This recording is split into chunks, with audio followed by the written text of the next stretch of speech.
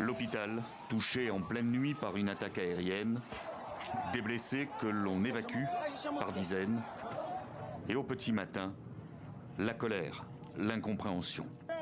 Voyez ce qui est arrivé aux gens, ayez pitié de nous, tout ce qui arrive est une honte. Regardez comment les gens sont morts, ce sont tous des civils, ils n'ont pas d'armes.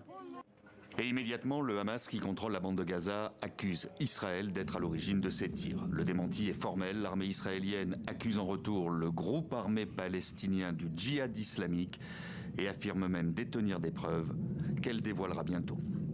Les renseignements provenant de plusieurs sources dont nous disposons indiquent que le djihad islamique est responsable du tir de roquette raté qui a touché l'hôpital de Gaza. Et le djihad islamique dément catégoriquement. L'hôpital Al-Ali Arabi est l'un des 22 hôpitaux de la ville de Gaza.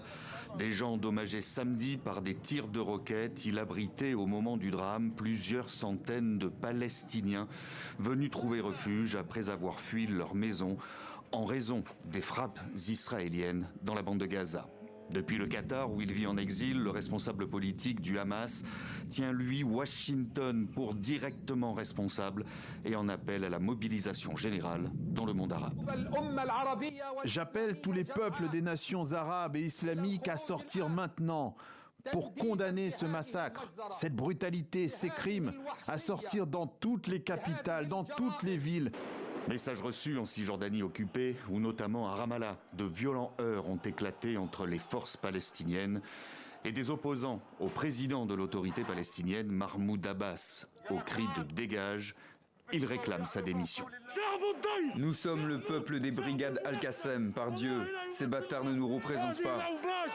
Les brigades Al-Qassem, la branche armée du Hamas. Le président de l'autorité palestinienne, Mahmoud Abbas, parle de massacres et de crimes de guerre.